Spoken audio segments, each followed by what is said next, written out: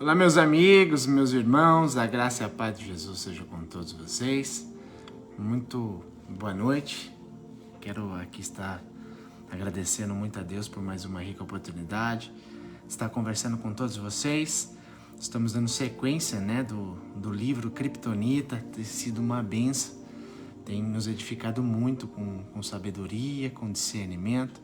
E eu agradeço a Deus por todos vocês que estão participando junto comigo, tá bom? Que Deus abençoe grandemente teu coração, tua família. E é uma honra poder ser um instrumento de Deus para você. Amém? Pessoal, nós estamos entrando na segunda parte do vídeo, do livro Kryptonita. E hoje nós vamos falar a respeito de um tópico, a qual é muito importante, que diz assim, uma aliança de casamento. Nós vamos ver aqui a referência, do que o escritor John Bevere, ele fala a respeito da palavra em relação ao casamento. Então fica até o final, vou tentar ser breve e com toda certeza nós vamos ser edificados essa noite para termos condições de dar sequência na nossa trajetória, na nossa caminhada com excelência, sempre agradando a Deus em tudo, para que Deus esteja ao nosso lado a todo tempo, se agradando de nós. Amém? Muito boa noite a todos vocês, um abraço no coração de todos vocês, fico muito feliz, Eu sei que muitas das vezes o tempo não é favorável, às vezes alguém está trabalhando, não chegou em casa, mas eu sei que todos vocês assistem e é uma honra poder falar de Deus ao seu coração. Vamos lá, pessoal, sem mais delongas, hoje nós vamos falar uma aliança de casamento. Olha o que a palavra de Deus diz, a respeito disso e o que o escritor diz também aqui nesse livro. Ele faz uma referência aqui, uma menção, uma pergunta também, um casamento típico, Eu vou resumir aqui de uma forma bem breve o que ele fala de uma história para que nós possamos refletir. Ele fala sobre três pessoas, Mas eu vou citar somente duas, que é Justin e Angela. São fictícios, não existe, mas ele conta essa história para nós entendermos e refletirmos em relação à palavra de Deus, de como nós estamos servindo. Amém? Então ele fala sobre uma historinha que Justin se apaixonou por Angela, Ele pediu ela em casamento, ela com todo amor, com todo o coração, ela disse sim, ela aceitou ali num jantar, o pedido de casamento de Justin, e eles eram um casal muito feliz, Muito abençoado, aquele amor, genuíno, aquele amor forte do coração que a gente fala, poxa vida, que legal. Mas, de repente, depois de passarem alguns dias, semanas, meses, e eles foram se acomodando. E certa noite, Angela estava se arrumando, se embelezando, e Justin chegou do trabalho, e quando viu ali sua esposa, sua querida esposa, se arrumando, ficando bela, ele ficou surpreso. Ele falou assim, poxa vida, será que eu me esqueci do compromisso? Será que eu me esqueci de algo? Se eu prometi levar ela a jantar?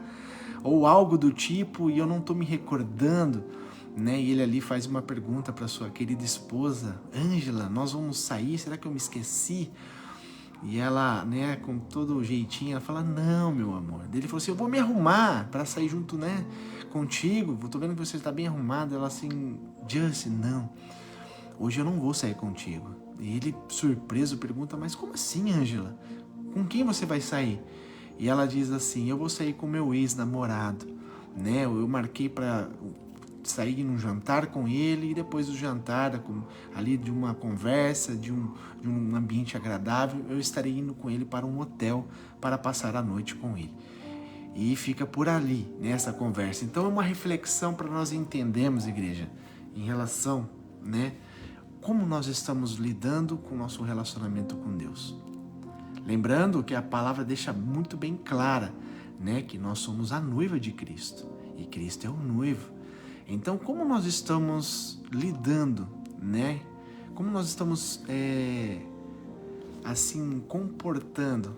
Qual é o nosso tipo de comportamento? Qual é o nosso tipo de conduta para com Jesus? Lembrando que Ele era um noivo, Ele é o noivo e nós somos a noiva. Então, nós podemos mesmo acreditar que Jesus está voltando para uma noiva que está agindo como Ângela? Será que nós não estamos também tendo o tipo de comportamento da Ângela? Será que realmente nós não estamos, sendo adúlteros em algumas coisas? Tudo bem? Adão, Fábio, graça e paz. Saudade de vocês, meus amigos. Então, olha só essa referência, né? É uma história fictícia, mas é uma história com fundamento para nós avaliarmos. Então Justin casou-se com Angela, né, com toda a esperança. Eles estavam ali, né, criando um futuro excelente, maravilhoso, uma construção de uma família. E de repente, ali, quando ele aborda sua esposa se arrumando, bela, se embelezando, ele pergunta, né, onde ela iria. E ela simplesmente fala que teria, né, uma noite agradável com seu ex-namorado. Então a gente entende que isso basicamente é um adultério, né? É um ato terrível. Mas uma pausa. Vamos ter uma pausa aqui por um instante e vamos pensar sobre isso. O nosso relacionamento com ele é comparado a de um marido e uma esposa, como nós dissemos aqui. Jesus é o noivo, nós somos a noiva. Jesus é perfeito, excelente e santo, e nós a noiva. O que temos feito? Qual é o nosso comportamento mediante ao nosso Jesus, o nosso Senhor, o nosso noivo? Então, olha que Paulo diz lá em Efésios 5, marca isso na tua Bíblia, no teu papelzinho, para você ler depois, refletir, meditar. Efésios 5, a partir do verso 31 ao 32, Paulo diz assim, olha, por essa razão, o homem deixará o pai e mãe e se unirá à sua mulher, e os dois se tornarão uma só carne. Este é um mistério profundo. Eu refiro-me, porém, a Cristo e à igreja. Igreja, entenda a profundidade do que Paulo está replicando, porque ele não está criando, ele está simplesmente, né, replicando aquilo que foi dito lá na origem, quando Deus criou o homem e criou a mulher. E ali Deus mesmo disse sobre essa ordem, esse mandamento, esse direcionamento, que o homem deixará ali, né, seu pai e sua mãe e unirá a sua mulher. E ali eles não serão duas carnes, mas uma só, né? Então, uniu, né, o homem e a sua mulher, o marido, né, e a esposa, o noivo e a noiva uniu-se, se tornou uma. Lembra que nós estávamos falando, né, sobre a unidade, o poder do um? Então você vê que tudo está entrelaçado, tudo está muito perfeito, conectado, sincronizado. Então aqui nós estamos dizendo a referência do que Deus sempre deixou para nós, a humanidade. E Paulo replicando por essa razão. Então a gente vê que desde o início, igreja, Deus estabeleceu essa aliança. A aliança aqui do casamento a fim de ilustrar o quê? O testamento, né? Então a gente vê que basicamente o que Jesus fez por nós, ele selou com uma aliança eterna, uma aliança incorruptível. Ou seja, mesmo essa aliança maravilhosa e poderosa que Deus criou lá no jardim com Adão e Eva, mesmo quando ela se rompeu, né, por causa do homem que tinha ali basicamente, né, o domínio, o controle, a ordem que Deus assim o estipulou, e eles não foram capazes de manter. Mas agora nós estamos sobre uma aliança muito mais poderosa, muito maior do que a primeira. E essa aliança, né, o seu tutor, dono dela, é Jesus Cristo, nosso Senhor, perfeito, santo, justo, tremendo. Então, ou seja, ela é incorruptível. Quem está na aliança, igreja, e serve verdadeiramente com uma vida regrada, uma vida disciplinada, uma vida que faz jus do que Jesus fez por nós, então, igreja, é para todos sempre. Então é isso que nós estamos vendo aqui. Jesus é representado como noivo, né, no Novo Testamento. Então, a gente vê claramente que a igreja, como noiva de Cristo, temos obrigações. Lembra lá da parábola das virgens, né, das 10 virgens? 5 eram prudentes e 5 não eram prudentes. Não está dizendo de mulheres, né, ali é menção da noiva, assim se dizendo melhor, a igreja, que está lá fora. Não são as pessoas que estão lá fora que são, né, ignorantes de entendimento, que ainda não puderam conhecer a Cristo, né, e nem ter essa palhinha que muitos de nós temos. São pessoas literalmente que estão dentro da igreja que o Senhor está mencionando aqui. São pessoas que já puderam experimentar o poder de Deus, né, poderam entrar na aliança, mas muitas das vezes não assumem um compromisso. Entra na aliança, mas simplesmente se desvia por outras coisas, né, outros entretenimentos, outros desejos, e deixa do desejo de conhecer a Deus, de servir a Deus, né, por segundo lugar, terceiro lugar e assim sucessivamente. Então, nós temos que entender claramente essa palavra, que nós entramos na aliança de Cristo e nós temos que ser praticantes temos que ser leais, né? Quem aqui é casado sabe, quando você pôs um anel, quando você pôs uma aliança na mão do teu marido ou da tua esposa, você jurou, né, por Deus no céu, que você será fiel até a morte, né? Você jurou ali, você disse com a tua boca, sem coação, sem nada, né, do teu coração, que não importa o que venha a passar, seja fome, seja nudez, seja enfermidade, né, ou se seja também bonança, paz, prosperidade, independente da situação, das circunstâncias que vocês possam passar, você jurou lealdade. Amém? Então todas as pessoas que procuram ter um caráter irrepreensível, ela cumpre, né, esse estatuto, cumpre essas ordens, esses mandamentos, essas palavras que saíram dos lábios daqueles que se casaram. E agora ir para com Deus. E para com Deus, nós quando aceitamos a Jesus, basicamente nós aceitamos a Jesus, nós recebemos Jesus porque nós somos os perdidos. E quando a gente fala, eu aceito a aliança de Cristo, ou seja, eu aceito aquilo que Cristo está me propondo, que é muito melhor do que o mundo propõe. Então neste momento nós estamos basicamente entrando numa aliança eterna, fazendo parte da família de Cristo, né? Nós estamos assumindo agora, né, a condição de filhos. E quais são as obrigações nossas? Temos obrigações: integridade, fidelidade, santidade, né, reverência à palavra, uma busca incessante pela palavra de Deus. Isso é constante todos os dias, né? Eu costumo dizer uma palavra, uma referência, né, uma alusão a respeito de refeições humanas. A gente se alimenta várias vezes ao dia, né? Isso, o meu amigo Perini, numa de nossas conversas, ele abordou esse assunto e eu achei interessante. A gente se alimenta várias vezes ao dia, né? Café da manhã, almoço, café da tarde, janta, até alguma coisa antes de dormir, para manter o nosso corpo. E nossa vida espiritual, o que nós fazemos para mantê-la? Temos orado várias vezes ao dia, a nossa comunhão com Deus está todo o tempo, independente se está trabalhando, se está num passeio, lembramos de Jesus a todo tempo, qualquer coisa nós vemos Deus. Então, isso é importante a gente refletir se realmente estamos vivendo dessa maneira, né? Então, essa é a aliança para com Deus. Então, nós temos que ter, por que é que nós acobertamos aqui, né, como está escrito, e até encorajamos comportamentos como o de Ângela com o nosso noivo? Porque nós aceitamos em nós ou na sociedade, né, esse tipo de comportamento.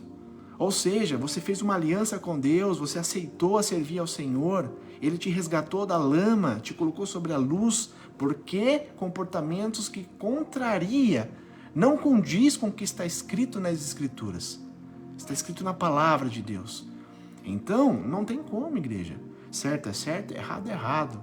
Verdade é verdade, mentira é mentira. Não tem como a gente camuflar isso.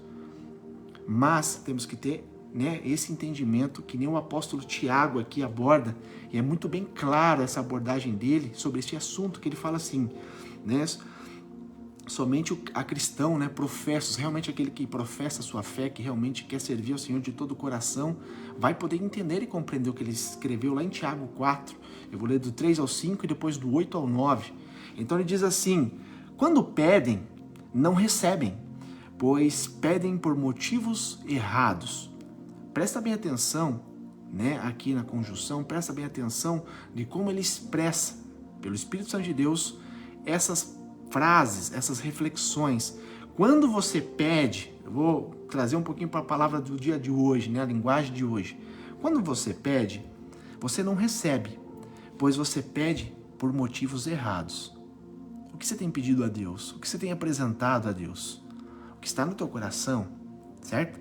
Então ele continua: você pede por motivos errados porque você quer gastar em seus prazeres.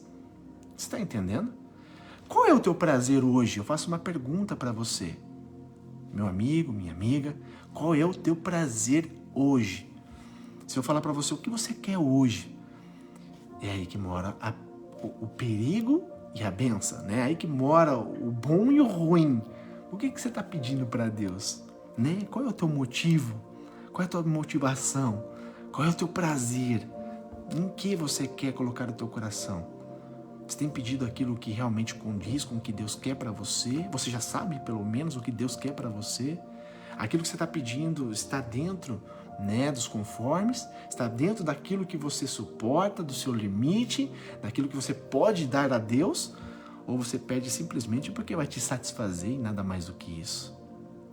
Quando nós conversamos com Deus, quando nós apresentamos algo com Deus, temos que ter, né, basicamente aqui, a consciência do que estamos pedindo. Qual é o propósito da minha petição? Vai fazer bem para quê? Porque Deus sabe de todas as coisas, certo? Ele sim quer nos abençoar para também termos o prazer de usufruir de coisas boas. Claro, Deus não é um Deus ruim, mas qual é o motivo? Né? Realmente, como está seu coração para você pedir para Deus essa tal coisa? Então, Tiago está deixando claro, quando vocês pedem e não recebem, ou seja, não está recebendo o que você está pedindo. Por que será? Porque vocês pedem por motivos errados, para simplesmente gastar com seus prazeres e não beneficiar nada no reino dos céus. Então ele continua, aí ele fala assim, uma afirmação, adúlteros. O que é adultério, igreja? É corromper-se, dividir-se, destruir. Adultério é separação, separar daquilo que era para ser eterno, perfeito, bom, e simplesmente houve uma ruptura, adulterou, certo? Qualquer tipo de adultério é ruim, né? É destruir, é causar dor, perda, prejuízo. Então ele fala claramente, adúlteros. Vocês não sabem que a amizade com o mundo é inimizade com Deus? Olha o que o Tiago está dizendo, pelo Espírito Santo de Deus. A amizade com o mundo. O que ele está querendo abordar aqui? Qual é o teu tipo de comportamento lá fora? Como você tem se comportado no meio da sociedade? Nos seus familiares, como você tem se comportado lá dentro? Com os teus amigos? Com os teus colegas de trabalho? Com os teus irmãos, na reunião de igreja de domingo, de quarta, terça, quinta, não importa o dia. Como você tem se comportado? Como você tem sido em quatro paredes, quando ninguém está te enxergando, ninguém está te vendo, mas Deus está. Qual é o seu comportamento? Então ele está falando, adúlteros. Vocês não sabem que a amizade com o mundo é inimizade com Deus? Quem quer ser amigo do mundo, faz-se inimigo de Deus. Ou vocês acham que é sem razão que a Escritura diz que o Espírito de Deus que habita em nós tem fortes ciúmes? Igreja, quando a gente entende a profundidade do amor de Deus para conosco, a ponto dele, basicamente dar o melhor por nós, Deus deu Jesus Cristo, teu Filho único, unigênito, para morrer em nosso lugar, pagar o preço de nossas vidas, que nós não teríamos condições alguma de pagar ao Senhor. Mas Jesus pagou o preço, e foi caro, porque foi cada gota do seu sangue, vertido naquela cruz, morte desonrosa, uma morte que traz muita dor, tortura, mas ele suportou tudo por mim e por você. A gente vê duas expressões muito fortes que está nas Escrituras, que cada vez que eu leio ou que eu medito nela, sabe, me dá uma dor no coração, me dá assim, sabe, uma reflexão de arrependimento, uma reflexão, sabe, de realmente nós somos tão miseráveis, que naquele momento, no Getsemane, quando Jesus estava próximo a ser crucificado, e ele fala ali com Deus, falando, Senhor, se possível for, passe-me de mim esse cálice. Cálice é a morte, é a entrega. Mas, vírgula aqui, mas, seja feita a tua vontade, não a minha. Você consegue entender a profundidade disso, igreja? Jesus sofrendo dor, suspirando ali, transpirando sangue, tanta aflição que ele estava passando no teu corpo físico. E ele diz, Pai, se possível passa de mim, porque está pesado. Mas não seja feita a minha vontade. A minha vontade é não querer morrer, não é sofrer mais. Mas, acima disso tudo, acima da minha própria vontade, seja feita a tua. Amém? E quando Jesus estava lá na cruz, ele basicamente replicou o que o Espírito Santo de Deus soou pela boca de Davi. Deus meu, por que me abandonaste? Porque ele carregou sobre ele todo o pecado da humanidade. E a única coisa que nos separa de Deus é o pecado. E Jesus, carregado do pecado meu e seu, da humanidade inteira, Deus, a palavra de Deus fala que Deus virou as costas para o teu filho. Consegue entender o que é ignorar um filho? Porque não tem como, igreja, não tem como comunicar-se a glória de Deus, a santidade de Deus com o pecado. Agora você consegue imaginar Jesus santo, perfeito, recebendo sobre o corpo dele toda a maldição da humanidade, todo o pecado, toda a imundícia, toda a perversão estava sobre ele, porque ele estava pagando o preço para nos trazer vida. E o próprio Deus teve que se virar-se, porque não tem como comunicação. E Jesus, quando foi cortada a comunicação, ele sentiu mais do que as chicotadas, ele sentiu mais do que a coroa de espinho, ele sentiu mais do que o cuspe no rosto, ele sentiu mais do que cada sofrimento, cada marretada que ele sofreu ali com os pregos, mais do que a dor física. O que ele mais sentiu, igreja, foi a separação de Deus. Você consegue entender? O porquê muitas das vezes parece que a gente está tão longe de servir a Deus. Parece que a gente serve a Deus de um jeito tão superficial. Se Jesus mostrou para nós como temos que servi-lo, como o noivo e a noiva têm que se comunicar, têm que se relacionar, será que nós estamos sendo sinceros, verdadeiros, de verdade mesmo? Estamos servindo ao Senhor com honra e integridade, de verdade? Ou estamos sendo que nem Ângela? É uma reflexão, igreja, que tem que estar dentro da igreja todos os dias. Tem que estar em todo o corpo de Cristo, no Brasil, na China, na Europa, nos Estados Unidos, qualquer lugar do mundo, igreja. Nós temos que entender que o Jesus fez por nós não tem preço que pague. O que é o teu sofrimento? Uma dor? Uma falta de emprego? O que é a tua dor? Uma enfermidade? O que é a tua dor? Uma crise familiar? O que é a tua dor? O que é a tua dor?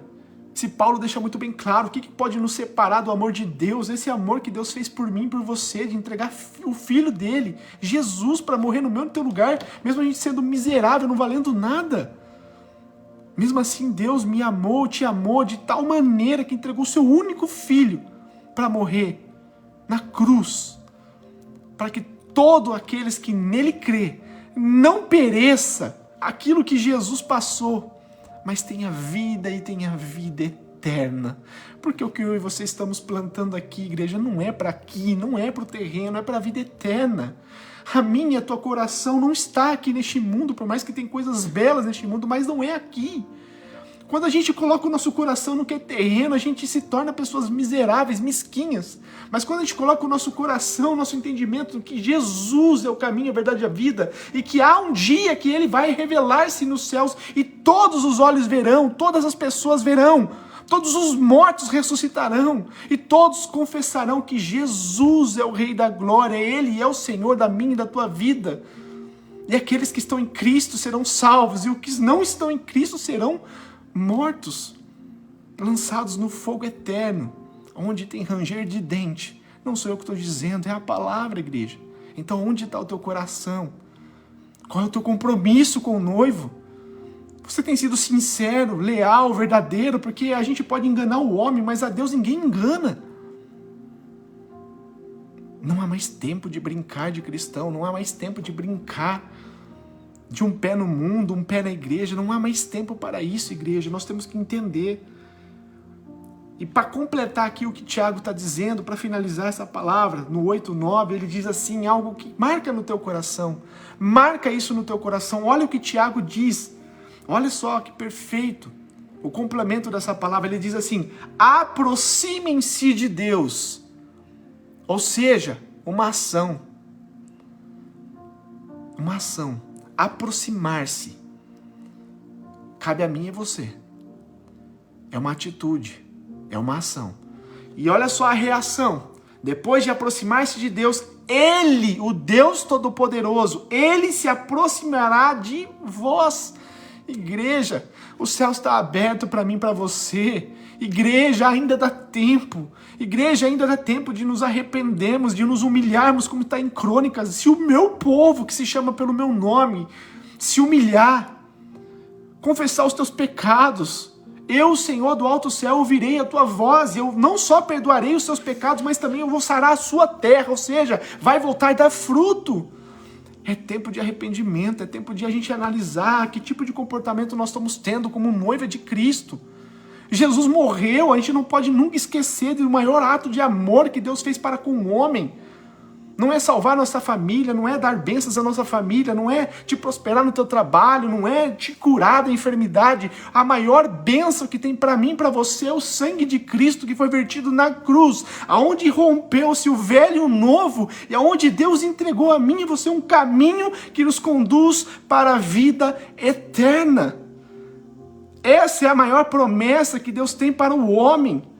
E o homem está virando um ser tão mesquinho, tão miserável, tão travado e pequeno, pensando somente em coisas terrenas, superficiais, onde a traça corrói, onde a ferrugem corrói, onde o ladrão rouba, onde um dia tem muito, no outro dia não tem nada. E o que nunca era para ser esquecido, vem sendo esquecido, que se chama eternidade. E o homem por si mesmo não tem eternidade.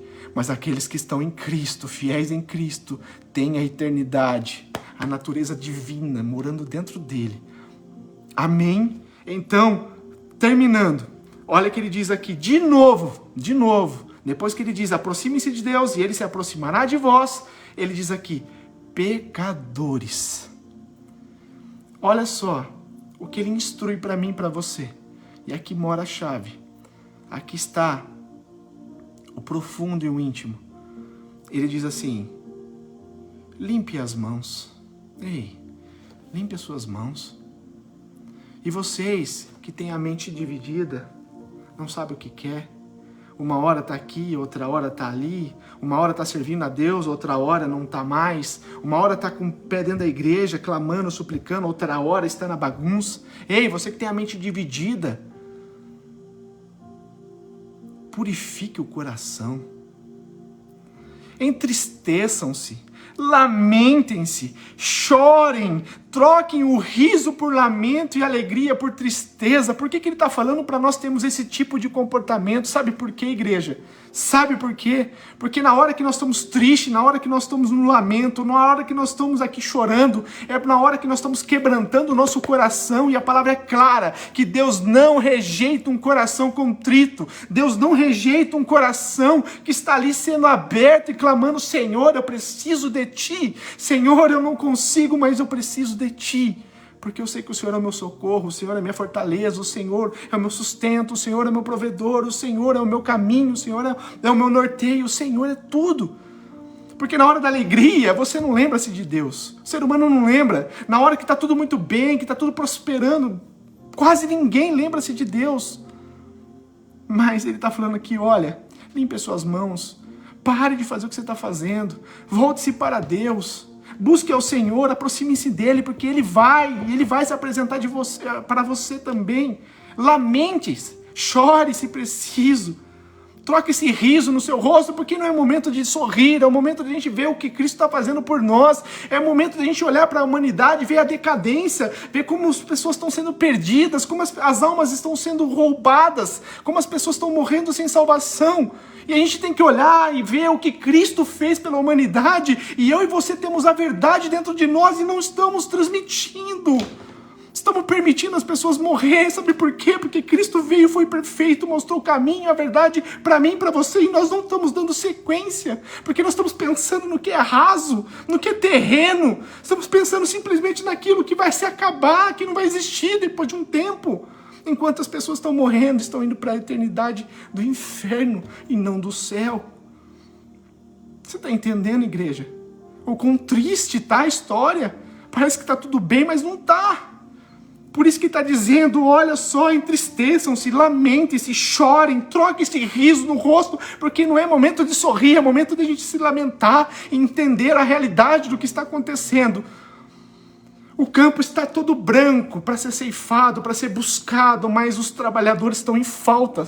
Estão em falta. Aqueles que vestem realmente a camisa do Evangelho para buscar e salvar almas, só estão pensando em benefícios, em riquezas, em fama, sucesso, reconhecimento, enquanto o campo está ali, ó, lotado de gente, precisando, necessitado de uma palavra de Deus.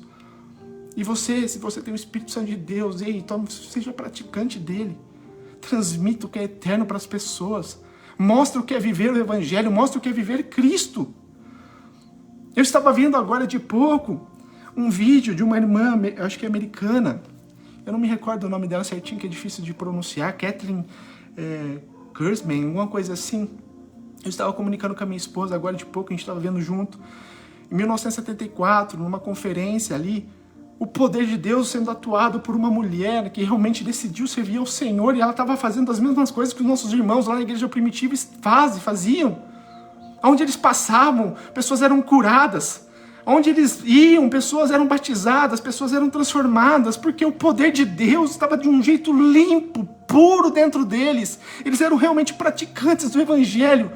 E aonde eles iam, algo acontecia, porque Jesus fazia isso, e Jesus deixou muito claro para mim e para você. Se nós somos seguidores de Cristo, se somos discípulos de Cristo, igreja, Cristo está em nós. Temos que ser a diferença. Se não estamos fazendo a diferença no mundo, quem somos nós?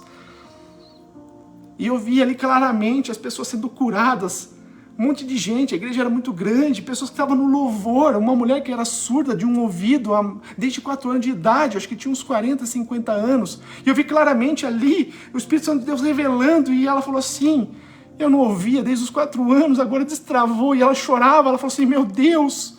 E pessoas caíam no poder do Senhor ali, igreja. E hoje, o que nós estamos fazendo? A igreja está acostumada, a igreja está basicamente confortável, enquanto as pessoas estão perecendo, enquanto as pessoas estão necessitadas. O que nós estamos fazendo com o Evangelho, aquilo que foi pregado para nós, aquilo que nos trouxe a luz, aquilo que nos libertou, o que nós estamos feito? Então isso que Tiago está dizendo, não é momento mais de sorrir, não é momento de ficar se alegrando, é momento de se entristecer, de purificar o coração, de lamentar, de chorar, porque tem vidas sendo perdidas, ceifadas, vidas perdidas indo para o inferno, enquanto a gente tem a salvação dentro de nós e não estamos transmitindo da maneira correta.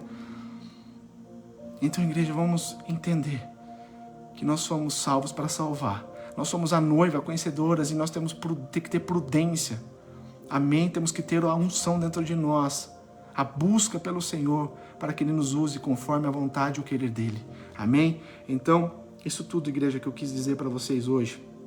E para finalizar, eu separei 2 versículos aqui, que diz assim, Mateus 6,33.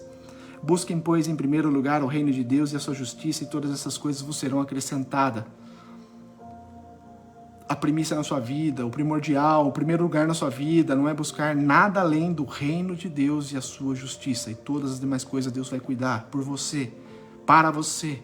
Amém? Nada te faltará. Não tenha medo, não fique ansioso.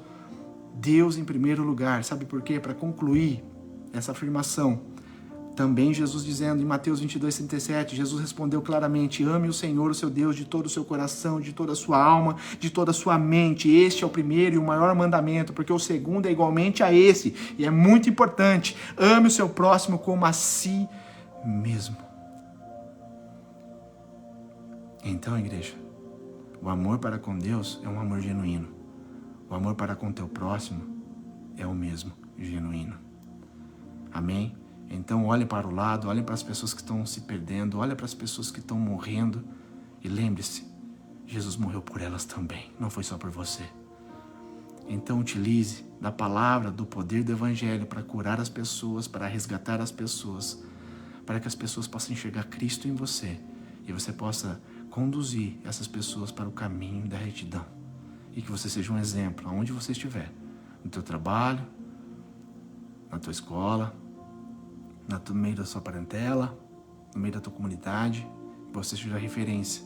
Faça jus do que Jesus fez por você. Amém?